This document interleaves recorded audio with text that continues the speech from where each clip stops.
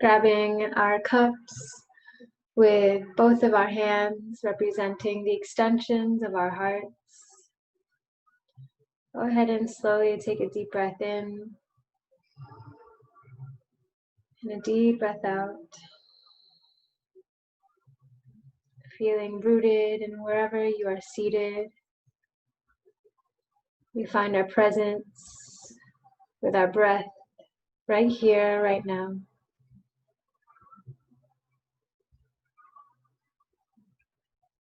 As we hold our vessels of water, we remember that water is this powerful entity of life, always listening to what our bodies are feeling, what our words are speaking, what our hearts are praying for. And in remembering this, we give honor, gratitude, and respect to the spirit of water.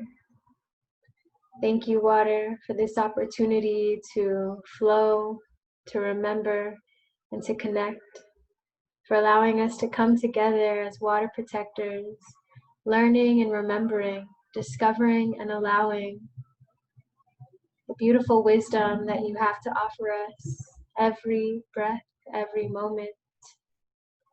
Thank you, water, for giving us life, for giving us energy, for allowing us to release and to receive, and to remember that through these cycles of life, we are offered abundance. We are offered opportunities to heal. We are offered opportunities to love.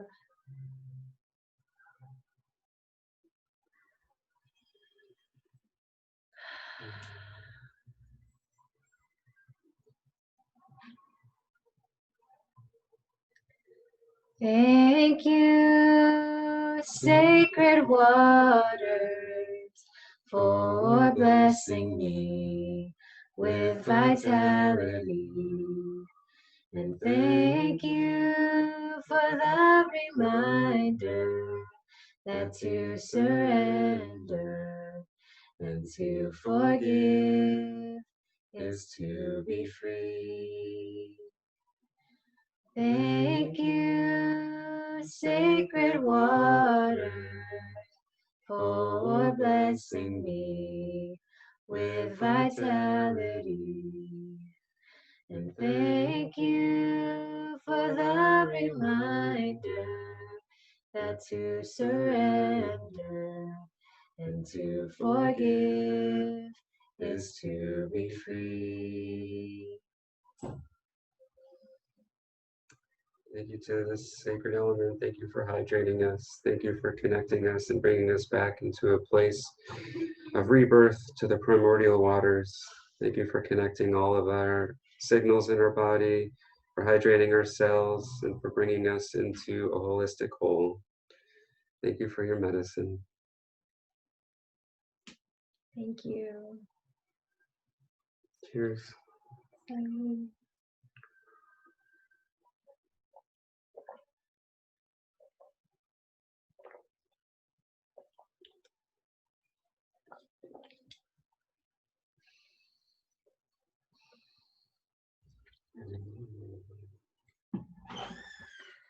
All right, family. We are going to begin. We'll just kind of jump right into it. If you have any questions, I'll be monitoring the chat. And so I'll take a beautiful sacred pause whenever a question comes up, when I feel it's ready, as we have a beautiful presentation outlined for all of you.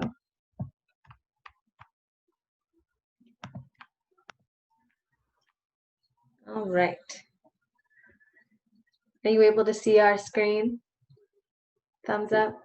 Thumbs up, yay. Thank you.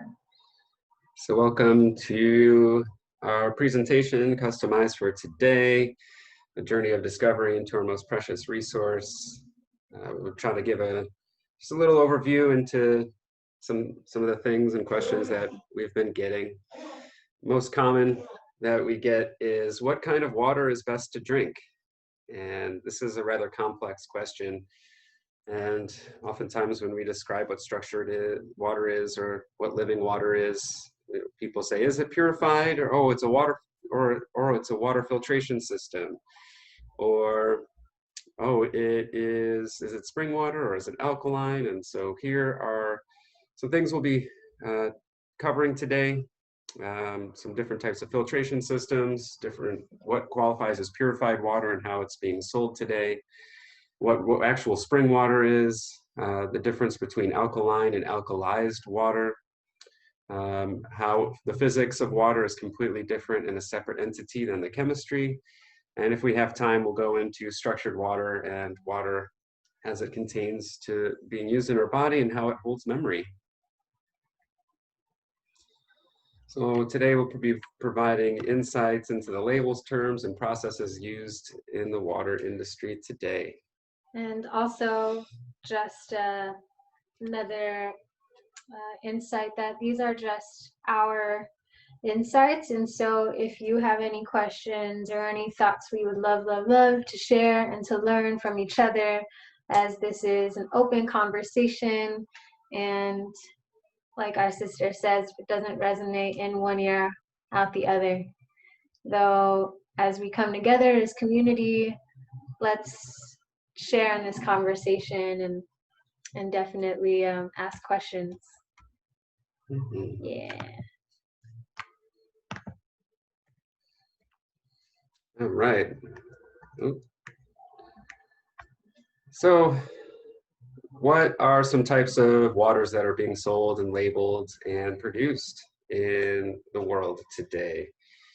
A lot of times I get asked questions about, is distilled water or purified water good to drink? And some of these are very loose terms. So I guess we'll just start off with purified, because purified water is distributed and sold and is the most common bottled water. Purified water is the name of any water that has been produced by distillation, deionization, reverse osmosis, or other suitable processes, and that meets the definition of purified water. This is a definition taken directly from the Federal Drug Administration, the FDA, and they're the ones who set the guidelines and the terms and definitions for what bottled water and what water can be sold as a food product. So one of the main processes that is being used today to purify water on an industrial scale is distillation. Distillation, or distilled water, again, the definition from the FDA website, is water that is boiled into a vapor and then condensed back into water, leaving minerals and other dissolved particles behind. So this is a process that is also used in order to make spirits, alcohol, or other types of distillation extractions. So first you take water and you put it in a big pot and you boil it up. And then there's a container that comes up the top and over to the side, where the water vapor then can cool and condense and be turned back into water. Some of the issues with the distillation technique is it leaves all the minerals and other dissolved particles behind. Today, most everyone on the planet is deficient in minerals, and especially trace minerals. And so this process of purifying water through distillation, while it brings out a pretty pure product, is not restructuring the water in its fullest form, and is not having a proper mineralization left to the water. Another big issue is that volatile organic compounds, called VOCs, they have a lower boiling point than the water itself. And so many of these compounds, such as the pesticides and certain bacterias and some of the trace pharmaceutical elements that are left in the water supply, actually boil off before the water. And so those are still included in the water. And so also, if you measure distilled water, it's not having an appropriate electromagnetic charge. And since water is a battery, water is energy, it provides the electricity and the energy that our body needs in order to utilize all of the vitamins and minerals, and in order to make energy within our cell. The distilled water does not carry the correct magnetic charge or the electric charge, and so therefore it is actually depleting not only minerals but also electric energy from the cells in your body. And so a lot of water is being done with distilled water. I know that the Smart Water is a popular brand. They use distillation, so they turn water into a water vapor cloud and then allow it to condense, and then they add minerals back into the water afterwards. And so that's how many of the purified water systems are being used. Another really popular one is water deionization. So ions is an electric charge, either positive or negative, that's being added to something. And so water, from a very living natural standpoint, has an ionic charge. It's carrying electricity. And it has a negative ionic charge when it's in its most living, healthy state. And water deionization, again from the FDA website, is water that has had all of the ions removed. Ions are charged particles, meaning they have either a positive or a negative electric charge. Many of the impurities in water are dissolved salts, and salts are a type of ion. So deionization tends to work with they use a resin. So it's these cartridges that are built out of a resinous material, a sticky material, that is primarily, today is used as sodium, and then the other is chloride.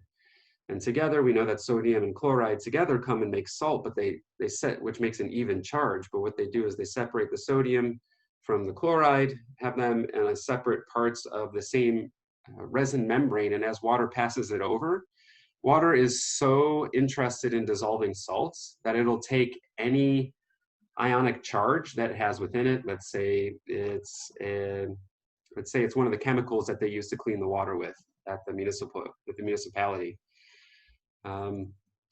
What the ion resin will do is it'll exchange the positive ions and the negative ions with sodium and chloride, because water has such a natural propensity to absorb salt. And so since water would prefer to have salt in it than any of these other impurities that are in the water, it'll take the sodium and the chloride from the resin material and then deposit the other impurities into the resin material. And it's through this ion exchange principle that the water is purified. And some of the positives with deionization is it does do a really good job at removing a lot of impurities in the water. The downside is the electric charge that comes out is oftentimes not balanced because of the exchange of either more positive or more negative ions, depending what was originally in the water. Usually it ends up with a positive electric charge, which is oxidative and harmful to the health of your body. Also, there are some larger compounds such as heavy metals that are not removed through deionization. So a lot of the larger compounds are simply missed by the deionization process. The resin cartridges, once they're done, are oftentimes very, very radioactive. And so when the resin cartridges that are used in this type of purification are done, they need to be buried and held within a container, because they're putting off a radioactive charge from all the impurities that they're being carried. And the other big issue is that the resin compounds that are being used, they tend to be kind of expensive over the long run and only have a very limited amount of life that they can be used for. We're going to be talking about this more later on. So yes, that's true. So are there any questions regarding deionization, distilled or purified? All right. Yeah, and so any of these purification techniques, if you see purified water on any bottled water source, then you can know that it's likely sourced from a municipality or just tap water. And then the companies go through these additional filtration, and sometimes they'll put some electrolytes or some minerals in there, some phosphorus or magnesium, potassium, these types of things back into the water, just so it has a decent taste again. So the long and the short of it is stay away from purified water sources, because it's oftentimes just bottled water that's been filtered for you and then put into a bottle and sold. Or just stay away from bottled water sources in general. Yeah. And so we can talk more about how to do that. Yep, and so the last one here is just the reverse osmosis, which is water forced through membranes to remove minerals and other dissolved particles. I'm going to go more into depth with some diagrams and show you exactly more about this reverse osmosis process, which is very popular. It's also called RO water. But in the end, the result is that purified and distilled and deionized and reverse osmosis water is chemically pure water, so there's not a whole lot left in it, but that it's no longer life-sustaining, because it's not carrying the proper structure, it's not carrying the proper electric charge, and oftentimes your body is having to either add minerals to the water that it takes out through the blood or through the bones in order to get that water to a usable state, or a lot of times the water is just so destructured and so unenergetic and unlife-giving that your kidneys just process it and you pee it right out without ever actually utilizing it. And because of water being so destructured and not having enough trace minerals and elements in the water, that's the reason that many of us oftentimes confuse the sensation of hunger for being thirsty. Because when we eat food, any food that has some type of living element to it, so coconut water or fruits or vegetables, these types of things actually contain more usable water and are more hydrating than the water that we get from our tap or our bottled water sources. And so our bodies have just become so instinctually ingrained that the water that we're drinking is not hydrating, that it gives us the sensation of hunger instead of thirst in order to hydrate ourselves. So some other terms that are directly from the FDA website are the spring, artesian, well water, mineral water, and tap water. Spring water is the name of water derived from an underground formation, which water flows naturally to the surface of the earth and shall be collected only at the spring source or through a borehole tapping the underground formation feeding the spring. And so what we have a lot here, especially here in the New England area, where there's in the north of the United States, there's a lot of spring water and natural spring water sources. And so a lot of the bottled water companies are going there and they're going to the spring and then they're boring a hole. So they're drilling a hole into the earth, tapping directly into the underground formation that feeds the spring, and they're draining the spring source faster than it can be refilling itself, oftentimes depleting the surrounding area, the natural ecosystem, and the local communities of the spring water there. And because it's considered free for all, they don't have any contracts, there's no limitation on how much that these companies can extract, and it's causing huge issues in many places in the world now with just the bottling of spring water. The good thing is you can collect your own spring water, especially in your own watershed. The watershed is the natural formation of the earth in which water flows into a body of water or river system. So it's really important, and I highly recommend everyone go take a look and find out what their watershed is, what their local watershed is, so you can know where your water is being sourced from, what farms and what industries are in your watershed that may be affecting the quality of your water. Because the watershed naturally in each area is specifically designed to hydrate the people living in that watershed. So just as important as it is to eat locally and eat within season, it's also important and can be highly beneficial to source water, wild water, spring water in your own watershed. Yes, and also you said the New England area, we're in the native land of the Ren Rahonen right now. Yes, yes. Just wanted to share that. And we're in the Niagara watershed right now as well. So another great resource is findaspring.org. It is a user database of people uploading their own spring sources with a map, so that anywhere in the world you are, you can find yourself the most local spring source. And if you have a local spring source that's not on there, please do the community a favor and add your spring source to findaspring.org. And if anybody has any questions, please feel free to chime in the chat or to unmute yourself and speak up, and we'd be happy to answer things as we go along. So the next slide, next one here is artesian well water. This is a really great source of water as well. It's collected from a well that taps from an underground aquifer, which is under pressure and pushes the water up to the surface. So artesian wells are dug wells that are tapping an underground water source that has a natural water pressure. So there's no pump needed. There's no need to put, the old-fashioned bucket down there with a pulley and pull the water up. It's a tapped water that already has its own water pressure, and so you can put a pump right on that and drink directly out of Mother Earth herself.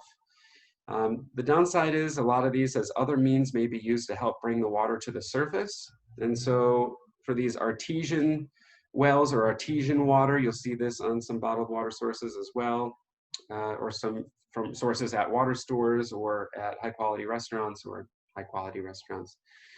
The artesian wells are actually being used by a pump, and they're using deep, sometimes mile-long pipes to tap into this ancient aquifers and bring the water up to the surface through pumps. And so if you get a truly artesian well water, that is a sustainable, or can be a sustainable way of collecting really beautiful groundwater. But oftentimes the methods that are being used to it now are being used by pumps. Destructive. Yeah, destructive. Mineral water, this was the classic bottled water. It's water from an underground source that contains at least 250 parts per million. Parts per million is ppm of total dissolved solids.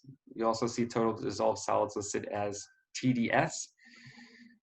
So mineral water is coming from underground, and it has naturally occurring mineral and trace elements that must come from the source of the underground water. They cannot be added later. So I think this is one of the reasons why we see so few mineral water sources, because it has to come directly from underground. It has to be collected at the source. It has to be bottled at the source. And they cannot modify, filter, add, or remove anything from the water. So the water is directly as it was from the source of the ground, and then it's only picking up the frequency and vibration information from the bottling process and the transportation process, etc. So as you can see in the picture in the bottom here, we have spring water, which is actually collected from the spring sources itself. Some popular water brands, and then over here is the purified water, which is just tap water that has been gone through the purification process and may have some additional minerals added onto it. So these plastic water bottle companies, what they've done is they've privatized the water sources, and they are, in a way, kind of stealing water and charging people to buy it. Mm-hmm. So. And there's been a lot of issues with the bottled water industries that aren't disclosed. Certain companies have to get shut down, or they have to have recalls on their water products because they have contaminations. And it's the water is the bottled water industry is protected and governed by the FDA, so it's considered a food product, whereas tap water is considered as regulated by the EPA, with increasing testing standards, and but also comes with an increased allowance for lead. And so tap water has all kinds of crazy stuff in it, but it's also being tested for more contaminants than in the bottled water industry. Specifically, issues with tap water is the addition of fluoride and chlorine. Fluoride is an industrial byproduct from agriculture due to the pesticides, and unfortunately fluoride is a radioactive material that's toxic to every living thing, and they know they can't just put it in the ground because there's nothing that breaks down the fluoride. And so they found that the most effective way of breaking down fluoride is mammalian livers, so mammals and their livers, breaking down fluoride. And so what they've done is they put it into the water source to essentially microdose all of us and allow us to be the filters that break down the fluoride. It also decalcifies the pineal gland, your third eye, and causes havoc in many other ways that I don't need to go into at this time, because we all know that fluoride's a bad thing. Another issue with tap water is they use chlorine to bleach the bacterial elements out of it. So anything that's living or algae, they're all killed by the chlorine. Chlorine can be completely eliminated if we use ozone, that's O3 in the water, and I'll go over that as a way of filtration as well. And then also, because tap water, it comes through old pipes that haven't been replaced and oftentimes contain lead, there is a 3 times greater allowance for lead in tap water than there is in purified water. All right. Any questions about this? We're going to take a little sacred pause really quickly, because I would really love to learn. I feel that we know all of you, though I would love for all of you just to share your name. You don't have to come off your video, though. Would love for you to share your name, where you're coming in from or where you're checking in from, and why you're here. So how about I start with Sam? Samantha, are you okay for going first? Yes. Sure. Hi. My name is Samantha. I'm here living in Brooklyn, New York. And I've been curious about the sources of my water for a while now. So I would love to find a better solution for what we deal with on a daily basis. I wanted to put out real quick that I've heard of these specific stones that you can use to purify your water. I think it's called it's a shungite stone. Mm-hmm. And I was wondering if you guys knew anything about that to share your experience with it, because I was thinking about purchasing this as an alternative to see if it really does purify the way it's supposed to. So thank you. Yes. Thank you. Jeanette, are you available to share where you're checking in from? Hi, it's a little bit loud here, so I'll just tune in and listen if that's okay. Thank you so much. Yes, you're welcome. thank you for being here. Chrissy? Hello, hi, I'm Chrissy from the Caribbean island of St. Lucia, and I'm here for my edification. Thank you. Beautiful, good to have you. Sam? Kwan? Hi guys, I'm coming from Jersey, but I'm actually in the car right now. But I was just interested in learning, because Ali kind of introduced me to the whole structured water thing, and I kind of want to learn more. Yes, thank you. Fatima? Yay! Hi everybody. Hi. My name is Fatima. I'm calling from my sister's house. I'm in my sister's house, so I'm using her laptop. That's why. Yes. Thank you.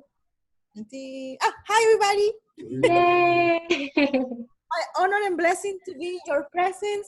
I feel like listening little by little, something to stick, Algo se queda, something sticks. So I'm very honored and blessed to be able to learn from you. So thank you for that. Thank you.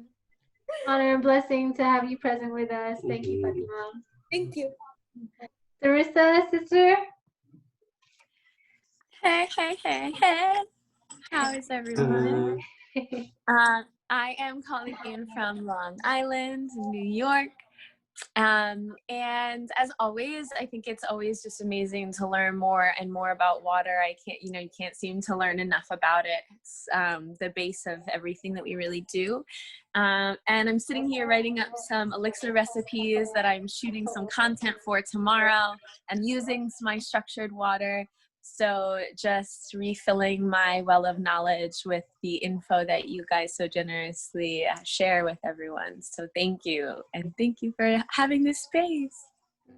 Thank you for Thank being present you. with us. Yeah. Colin, are you there? Yes, I'm here. Hi, everyone. I'm Pauline. I'm calling in from California. I'm here to learn more about water, ways to find natural resources for it, and how to, I guess, energize my body better with it. And thank you for doing the work and sharing your wisdom with us. Thank Yes, you. it's an honor. Thank you. Yes, family. It is a blessing and an honor and a privilege to come together and share. And so, again, just to recap, if you're interested in finding a spring, a natural source of water that is beautifully surfacing from the earth in the most natural way, go ahead and visit findaspring.org. It's a really great website. Not all springs are available on there, so if you do find a spring, feel free to share that resource on their website. Yep, and wild sourcing local spring water is the best thing that you can be doing. Excuse me, because nothing can top how Mother Nature does it herself. Thank you. All right, on to our next slide. This is ultimately going to talk about the different filtration systems that people have spoken to us about, and we would love to share our input about what they are, as well as share the input so that you can remember and share as well. Mm-hmm. So by far the most common and things that people are used to is the Brita filter or Pure, or there's a variety of other companies that use the same activated carbon. That's a loose carbon. So it's not been formed together. It's just chunks or sometimes powdered activated carbon. And the carbon is beautiful because it contains a charge. It absorbs just about everything. And it's actually a really cheap and effective way at filtering many things. They're primarily used and best to filter out the chlorine, the bacteria. They're really, really great at filtering out the chlorine in the water. So water, the way it works is water drips through the carbon cartridge. It works by gravity. And so the carbon draws out the chlorine, which is used to disinfect the water. The water is essentially therefore chlorine-free because the chlorine bonds to the carbon, and this helps the drinking water taste better and takes away the bad chlorine smell and a lot of the taste. But as I mentioned, these filters are far from perfect because most of these activated carbon, loose carbon filters do not remove lead and other heavy metals from the water, such as the arsenic, the fluoride, the microbes, nitrates being, very oxidative and harmful to healthy living cells, sodium, and so many more things. Also, these Brita style or Pure style activated carbon filters need to be changed very frequently to be effective. If you're living in a city, you probably need to be changing it at least every month. Otherwise, at a certain point, the carbon becomes saturated with toxins. And once they reach the saturation point, they start leaking all of these toxins and contaminants back into the water. And so unless you're actively testing the water that you are drinking, there's no way to know at which point these activated carbon filters reach their saturation point and lose their effectiveness and start leaking all of the contaminants they've absorbed back into the water. So the best way to do, if you're using these types, is to just change them frequently. I would say at least every month, which ultimately ends up adding up to being a little expensive as a way of filtering, because otherwise you're completely muting and negating the point of even having a filter in the first place once they reach that saturation point. So I know on some of them they have little indication lights, or they have a date for which you should exchange your filters. However, in my testing, in my experience, and from all the papers that I've read, those dates are not effective, and you need to change them way more frequently than they state. There's also filters, there's no perfect filter, right? No. It's really up to you and what you can accommodate as well, because I know that there's different circumstances for everything. So ultimately, we know that there are better ways to filter our water, and we're going to share them. Yes. Another way that is using carbon is a baked carbon block. So as opposed to having loose carbon, these are carbon that have been formed and put under pressure and then baked into an actual block. This is actually the style of filter that we are using right now from our kitchen sink.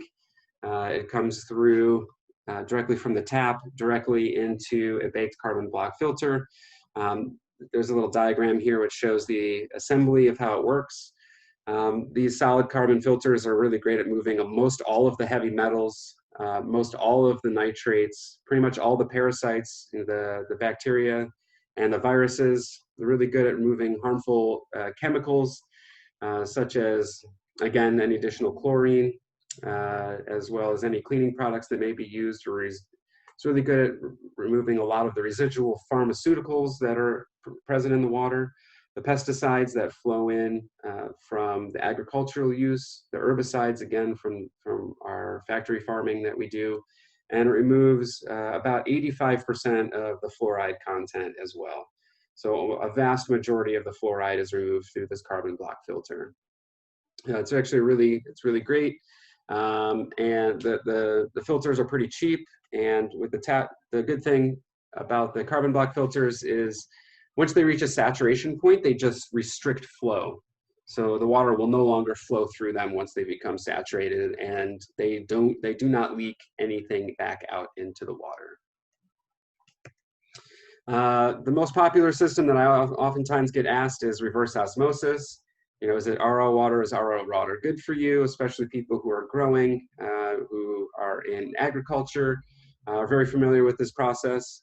So it's a multi-staged process that uses many different types of filters, taking a multidisciplinary approach to water filtering. It uses primarily a permeable membrane to remove the ions and unwanted molecules and larger particles from the drinking water. And reverse osmosis and applied pressure is used to overcome the osmotic pressure. That means water naturally wants to flow from an area of high concentration to low concentration. And so in these, a lot of what they're doing is they are having they're creating a pure water. So that way the water wants to go towards the pure water from the areas of high concentration, but then they have large filters in place. And as you can see, this one is I think a 6-stage reverse osmosis. So they use a variety of different filters, from micron filters to sediment filters. Some of them have UV. So it's a multidisciplinary way of filtering the water, and I'll go over some of these more in detail that reverse osmosis uses. The issues with reverse osmosis, I'm going to get through this if I can, is that it leaves too little total dissolved solids and too little parts per million of important minerals and trace minerals. Most reverse osmosis water just contains almost nothing in it. Some of them get down to as little as 40 parts per million, which is almost nothing in the water. You won't find water like down in a natural spring at all. Another issue with the reverse osmosis water is it's no longer structured. So it ruins the structure of the water, becomes bulk water, and the electric charge that's carried in it is completely erratic and random. It carries an acidic pH, which we all know that, cancer thrives in an acidic environment in the body, whereas in an alkaline environment, it can't even exist. There's no minerals. Another issue with the reverse osmosis water is that it has to be a highly pressured water system. So it has to be hooked up to an existing municipality. Or you have to have a water pump. So you can't use this type of system with a gravity-fed system. It has to have some type of pressure to really push the water through all of these membranes, a high pressure. Also, about 1/3 of the water that runs through the reverse osmosis system is wastewater. So it's water that is already containing a lot of the overflow of the chemical contaminants, and also it ends up being pretty expensive. I mean, the first reverse osmosis system that I bought when I was concerned about water, I spent almost $5,000 on, and then every year I had to spend hundreds of dollars replacing all of these different all these different filters. And again, all these filters are generally made out of plastic, and they end up getting thrown away. So it ends up being a huge waste. So this is one of the most popular filter systems that's used in the industry today. People who are growing on farms, or people who are working in industry, or a lot of restaurants or cafes will use this type of water filtration system because they think that having chemically clean water is actually the best water to use. So a lot of coffee shops, well, they'll use this type of water system too. And so it's just energetically dead water that's pretty wasteful and doesn't have the right minerals in it. So it's not healthy, hydrating water as a result. Another really popular one, especially for homes, is the sediment style filter. The most popular sediment style filter is going to be the Berkey filter systems. They use various layers of clay and other natural materials that filter water in the way that nature does. So these are gravity-fed systems generally that are using natural clay or other types of sediments, sedimentary layers, similar to the way that nature does. And then the water is just gravity dripping through these sedimentary layers, and that's how they process the water. The Berkey system I know uses more than just sediment filter, but I wanted to use them as an example since most people are familiar with them. The issue with the sediment filter is that it has the same problem with the activated charcoal. At some point, the filters tend to leak and release contaminants in them. There are certain companies that have overcome this odds with different catchment additional filters on them, such as the Berkey, but in general, the sediment filters need to be replaced, and they oftentimes will use leakage. The positive side is they tend to have earth materials as the base, but the downside is they'll oftentimes also use plastic as well as steel, and are not renewable cartridges as well. The sediment filter is always one of the stages of filtration in reverse osmosis systems. Another way is the water deionizer. I was talking about that earlier. It removes almost everything in the water. It uses a resin made out of sodium and chloride to exchange ions. Ions, again, are just charged particles, electrically charged particles, with other solvents in the water. It is most popularly used in large-scale industry and in laboratories, as well as in hospitals. They use water deionizers because they're trying to get an electrically neutral water source that has nothing in it. And as I mentioned earlier, the resin material often becomes radioactive when it's done because of all the pollutants that it picks up.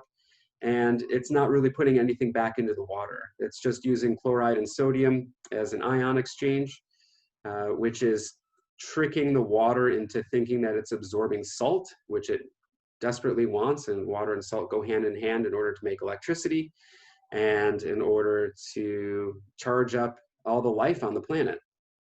The downsides to this are that it requires electricity in order to use. So it has to be plugged into a water source all the time. They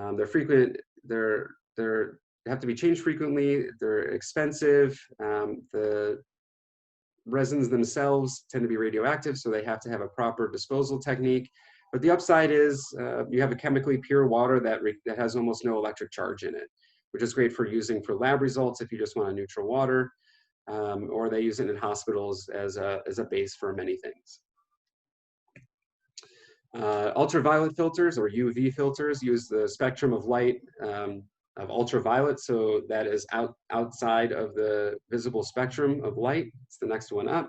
As we know from our sunglasses, the UV light is oftentimes blocked out because one of the properties of ultraviolet light is not that it kills anything. It's used primarily as a bacteria and virus killer in these types of water setups. The UV filter is actually this top, a sensitive mouse here, is this topmost part is the ultraviolet filter. And so that kills the viruses and the bacteria, but it does it by killing the life-giving property of the water. So it's actually killing the water itself, and then everything in the water dies because the water is no longer able to support life. One of the best ways to charge up water is to give it infrared, or the far or near spectrum infrared light, which is on the other side of the visible spectrum. And so that supports and provides life and structures water and gives it an electric charge, whereas ultraviolet kills the life-giving water, life-giving capacity of water. And so anything that's in the water, such as the viruses and the bacteria, they die too. UV filters are pretty much only used to kill the bacteria, the viruses, but they don't remove the larger particulate matter, such as heavy metals or any of the larger contaminants that are in the water. A great way to charge your water, if you do have water, is to just leave it out in the sun as well. Yes. Or the moon. Water distillation, as I covered, is water that's boiled into a vapor and then condensed into water. So one way to do this is on the stove, you can boil water and then put a catchment over the stove in order to allow the water to condense, and then you collect the condensation. So there are many ways of boiling off the water and then allowing it to condense back into water. As I mentioned, that the downside to water distillation is it has almost nothing in the water that's left. And any of the volatile organic compounds and many of the herbicides and pesticides that are in the water are getting boiled off before the water. And so all of that is being contained in the water vapor that's being turned back into water. So it doesn't remove any of those contaminants. And the water tends to be very electrically dead and lacking any type of structure in order to make it hydrating. So water is considered oftentimes in its purest possible form when it's going through a water distillation, and then a deionization process. That tends to be the laboratory standard for water. But when we take a look at actually pure water that exists in nature, the only pure water is found is in the morning dew. So when you take water off that has been condensed from the humidity overnight and is condensed onto leaves and various things you find in nature, that is the only pure form of water found on the planet. Another It's not one. the only. It's not the only source to find pure water. That's the only way nature provides pure water is through dew, morning dew. Otherwise, it always has dissolved minerals. Or how about when it melts off of an iceberg? It still has whatever particulate matter that was in the ice. Because ice cannot form. If you have pure water, that's dew water or water that has 0 parts per million, you can keep it completely frozen. You can bring it down to almost 0 degrees Kelvin, so the coldest possible, and it will not freeze. It has to have some type of particulate matter in order for it to freeze. So it's similar to the way that oysters make pearls. You know, if there's no seed of sand or some type of particulate matter in the middle, there's nothing for it. There's no way to form a pearl around it. So if water is the pearl, there has to be some type of particulate matter in the water in order for it to structure around or build something around. It's like the nucleus for the cell. Exactly. Got it. So you can hyperfreeze water that's completely has nothing in it, and it won't freeze. It has to have some type of vibrational input, or you have to drop a 1 grain of salt or something into it, and then it'll instantaneously freeze. There's really cool videos on YouTube out there if you want to check out super frozen water. Another type of filter that is popular, especially in Europe, they use it in all the ambulances and all the hospitals there in order to clean the air, as well as to make sure they clean out blood transfusions and all these things, is they use ozone. Ozone is oxygen, which comes in the form of O2. So 2 oxygens bonded together is how we typically see oxygen. But when there's electricity going through the air, it becomes O3, which is ozone. In nature, the way this happens is with lightning storms. So oftentimes after thunderclouds roll through and the lightning comes through, people always say, wow, the atmosphere, the air smells so fresh and it feels so clean. And this is because of the high amount of ozone that's being created, because the electricity in the air from the thunderclouds mixes with the oxygen, adds an extra oxygen onto it, becomes O3, ozone. And ozone is one of the most powerful oxidizers. Oxygen, oxy means acid, and gen, again from Latin, is genesis. So oxygen just simply means the ability to create an acidic environment. And so oxidizers are things that make things acidic. And so why ozone is so popular and so powerful is because it kills the bacteria, the viruses, and any organic living material. This is the preferred method versus the UV light and the chlorine, which is added to municipal water in order to clean it and keep the viruses and bacteria out. Ozone is the most effective way because it can be done with a very low amount of electricity. They actually have ozone filters that you can screw right onto the bottom of your tap, and just the flow of gravity of water over the ozone creates enough electricity to create ozone, which is then also added to the water. And so they have some of these ozone filters that just screw on right onto the tap that don't require any electricity. The one pictured here is one that is constantly screwed into the electricity in the wall, and creates ozone that's added to the water before it goes through two different filters. One is a sediment filter and one is an absolute micron filter in this one. So ozone filters are really great. They are very effective at boosting immunity and really effective at getting rid of bacteria and viruses. The downside of ozone is that it can also kill beneficial bacteria that may be present in water, and because it's just killing everything, it's oxidizing everything. So it's definitely a preferred way of getting rid of bacteria and viruses from a filtration standpoint. I think the last one that I'm going to share is an absolute micron filter. This is one of, again, the filters that's part of a reverse osmosis. And what it's doing is it's taking a very, very, very fine mesh and pushing all the water through the fine mesh. And so since water is such a tiny little molecule, larger things such as bacteria or viruses or any of the contaminants end up getting filtered out through being pushed through this very fine micron. And so what we have here is a little visual showing how small a micron is. It's not absolutely to scale, but it gives you an idea of just how tiny a micron is in terms of measurement. And it's 1,000,000 millimeters is a micron.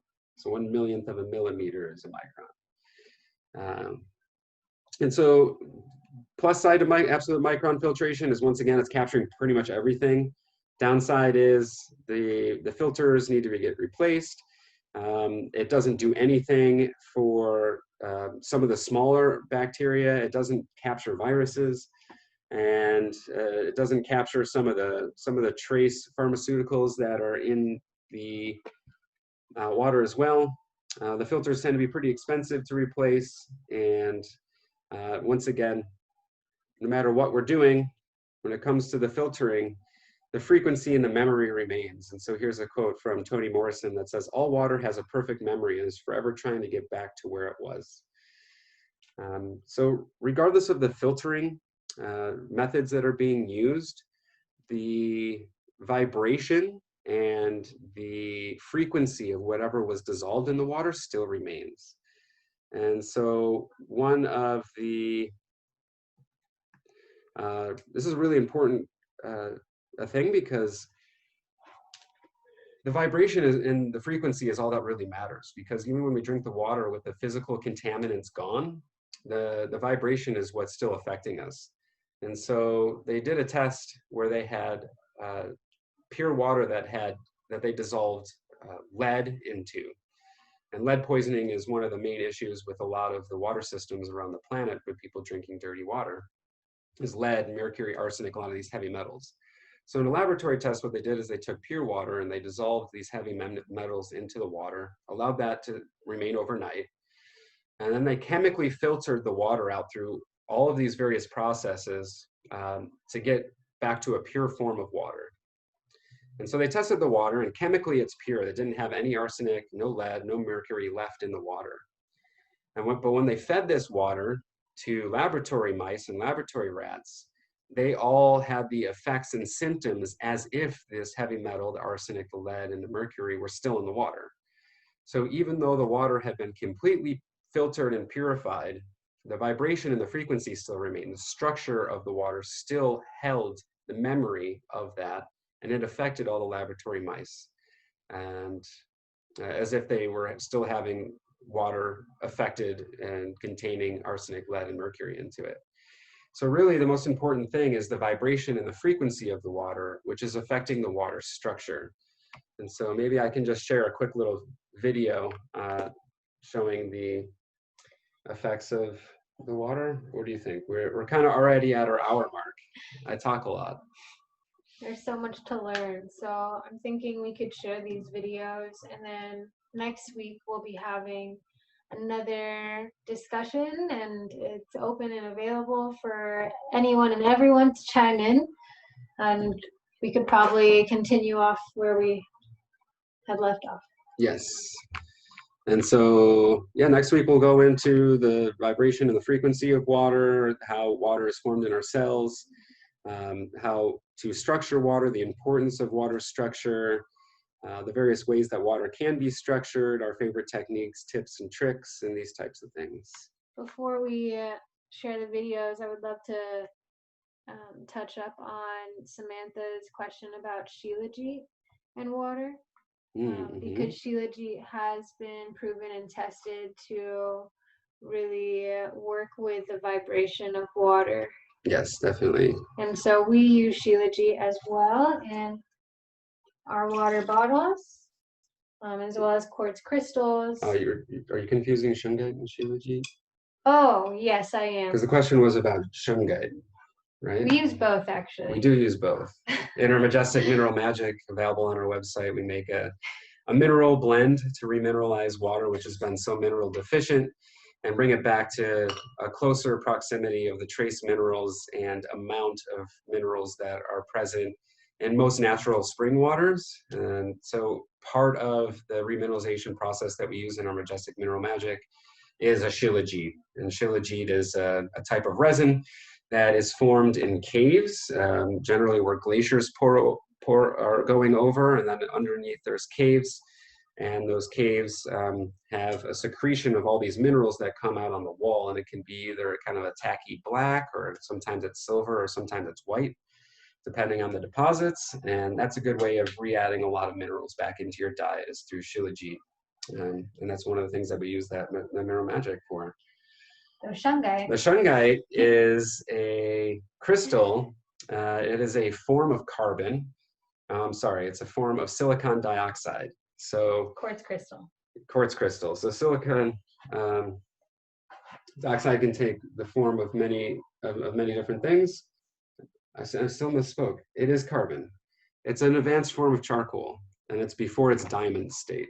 So here we have silicon dioxide, which is in the form of the quartz crystal, and then the black is the shungite.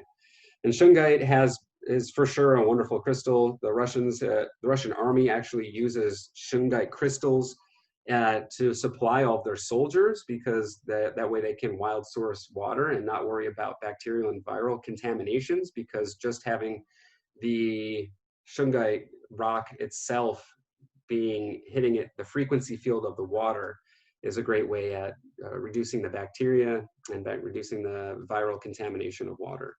And so we use those types of crystals in our water bottle as well. And so you can put the shungite in your water, or you can just leave it next to your vessel and create a crystal grid around your water. Yes. So shungite's wonderful. I use it every day. I also have shungite bracelets that I wear because that helps with any type of bacterial infection that you may encounter in everyday life. As well as shungite also has a way of regulating and balancing electromagnetic frequencies, such as cell phone signals, Wi-Fi, Bluetooth, satellite, radio, all of these various ways that we're constantly being bombarded with radio signals and Wi-Fi signals and electromagnetic frequency radiation in our everyday life. Without our consent. Yes. So shungite is one of the really beautiful healing tools that nature provides in order not only to purify water, but to structure water and also regulate the electromagnetic field that we find ourselves in every day. Yes, and so that was just a brief overview of the different ways that water is being filtered today, that the water industry is using, both in applications such as hospitals, applications such as agriculture, the bottled water industry, as well as the municipalities that deliver tap water. So I was just trying to give an overview, because I get an awful lot of questions on filtration and how water is filtered and things of that nature. But the biggest takeaway is that the filtration is not nearly as important as the structure and the memory and the frequency that the water is carrying. Because you can remove the physicality, all the things that are dissolved in the water out of the water, but the water still contains that vibration and the memory and still affects things as if those contaminants were still in the water, even though they've been filtered out. So let's go to a cool video that shows some water. This one. Yeah, you're not sharing the screen anymore. Oh. Well, let me try that again. New meeting. Here we go. Share screen. Share screen. This one.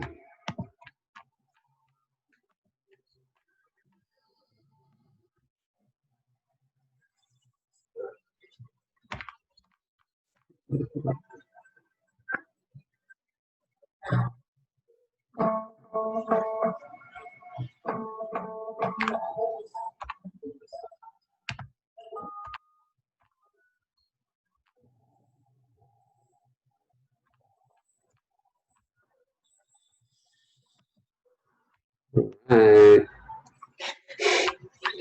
That was a fun video. Do we have any questions about that? How that works? Cymatics. Cymatics, just the effects of Sound vibration frequency. and sound on physical matter. And what's really beautiful is that water is containing this medium that is receiving the frequency, the vibration. And one of the most powerful ways that we as humans, as beautiful as sacred technology, we are able to share the vibration of what we desire, what we pray for into our waters. And, you know, what's most profound is the trust and the belief and the faith that we have in our own words and our magic, you know, our vocalization, our actions. This allows water to carry that intention, that frequency. So, any questions, family? You can unmute yourselves if you would love.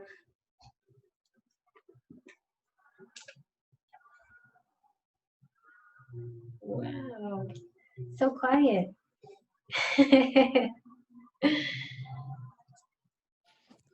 No lingering questions, but still processing, and so grateful. It was really informative, so thank you. Yeah. Thank you all. We're going to be doing this every Saturday and to the foreseeable future until maybe I run out of things to talk about, but that's highly unlikely. And so I'll just kind of keep progressing through. I just wanted to get through the water filtration today. And next we'll go on to, next week will be focused on how the structure of water provides energy, how water can be used as a battery, how water acts as energy storage for our body, how we use water to create energy in our body, these types of things, and regarding more of the water structure. So thank you so much. Please reach out with any questions that you may have. On our website, I just added a new post to the posts blog section of our website. If you are feeling inspired to make a donation to get structured water into indigenous communities, and otherwise we'll talk soon and reach out with questions. It's an honor and blessing to be here with you all, and see you soon. Lots of love. Thank you. Matias, thank you. Thank you, everybody. So blessingful. Thank you, thank you, thank you. Have a beautiful day. Thank you. Yay. Thank you, guys.